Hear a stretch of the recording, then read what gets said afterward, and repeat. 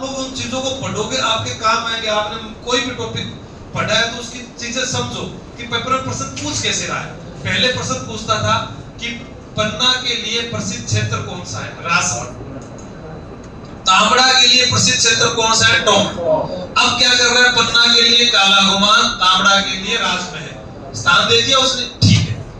एक इसमें तो इस प्रकार पे आ गया। वो दूसरा प्रश्न पहले पूछते थे अभ्यारण्य, राजस्थान में कौन सा अभ्यारण्य किस जिले में और किस अभ्यारण्य के लिए प्रसिद्ध है। जैसे उड़न गिलहरियों के लिए प्रसिद्ध, जंगली मुर्गों के लिए प्रसिद्ध, बाघों के लिए प्रसिद्ध। अब वो इनमें नहीं पूछ रहा, अब वो पूछ रहा है कंजर्वेशन रिजर्व, कंजर्वेशन रिजर्व, ठीक है। फिर आप देखोगे दूसरे प्रश्न और बताता हूं मैं, देखो पेपर को समझोगे तो समझ में आ जाएगा, ये कोई बड़ी महाभारत नहीं है।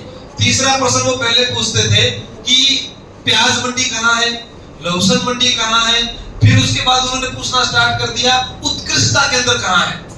अब वो एक जिला एक उत्पाद वाले से प्रश्न पूछ गया। हम क्या याद करने में लगे थे, लहसुन मंडी, धनिया मंडी, आंवला मंडी, हम उसी में रहेंगे, ठीक है।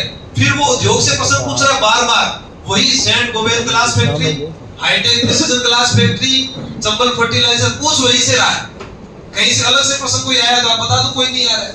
लेकिन हम क्या पढ़ रहे हैं, उद्योग के अंदर पढ़ रहे हैं। उद्योग पर्यटन उद्योग को निर्दुम का दर्जा, उस पर्यटन वाले को पढ़ के मेन उद्योग को छोड़ देंगे हम। उसकी क्या नीतियां पढ़ने लग जाएंगे, किसके समय कौन सी खनिज नीति है, कौन सी उद्योग नीति है, वो और आंकड़ा नया वो पूछ रहा है, वो पूछ नहीं रहा है।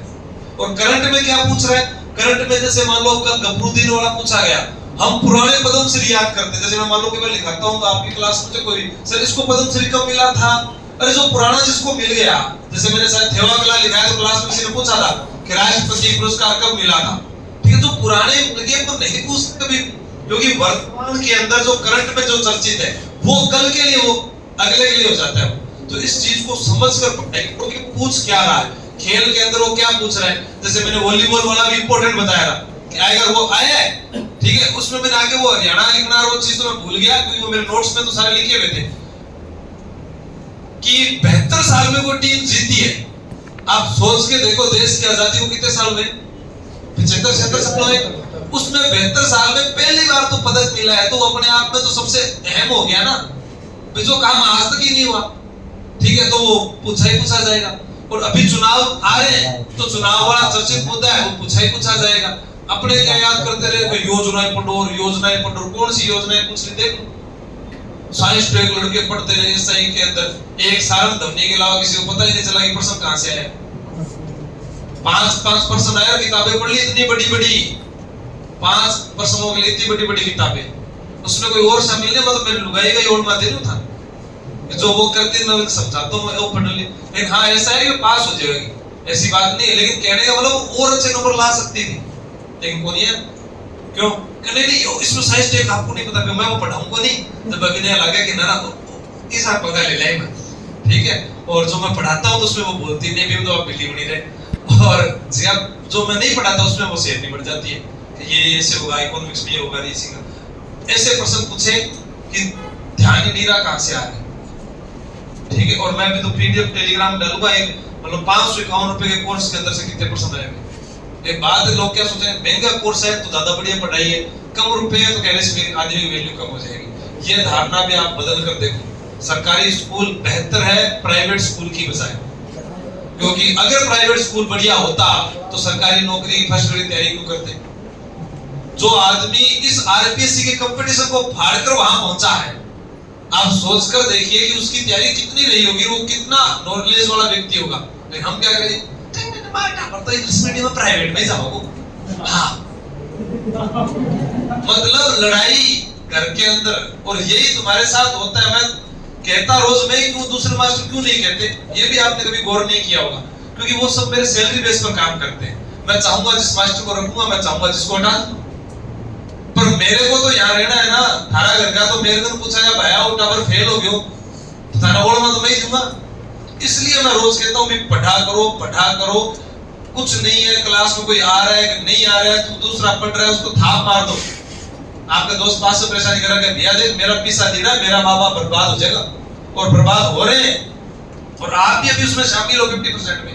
आपको आता जाता कुछ भी नहीं है अभी, तो मैं लगे तो हिंदी का पेपर सोल्व करके देख लेना, इंग्लिश वाला अभी आ जाएगा तो मैं टेस्ट लेंगे तो पता चल जाएगा। परिभाषिक शब्दावली, लोकोक्ति, मुहावरे, इसके लिए भी मैंने YouTube पर स्पेशल वीडियो पेपर से पहले बनाया था ऐसे वालों के लिए, और वो डाला भी टेलीग्राम पर। 8-10 दिन पहले का, 1 महीने पहले का वीडियो मैंने कहा कि ये पढ़ के जाना। 45% किसको बोलते हो आप? 5 टॉपिक में से कम होते 5 टॉपिक 45%, बाकी सारे टॉपिक में से आए 55%। और करके कितने आने थे? 75 करके आने थे। संधि के लिए 1 महीना लगता है पढ़ते पढ़ते, 4%। समास के लिए मास्टर 7 दिन लगा देता है, तो 1%। और पारिभाषिक शब्दावली को याद ही नहीं करवाता, जिसके अंदर से 11-12%। लोकोक्ति मुहावरा का 10-10%। क्यों रट्टे मारनी? और फिर तुम्हें पता है क्या लगता है? लोकोक्ति मुहावरा तो आसान ही तो होता है, अंधेर नगरी चौपट राजा करके आ जाएंगे हम तो, है नाच न जाने आंगन टेढ़ा, ये पढ़ के तो कॉन्फिडेंस में आ जाते हैं। और अगर आप पूछ ऐसा रहा है हवाई नहीं लगती कि करके क्या है।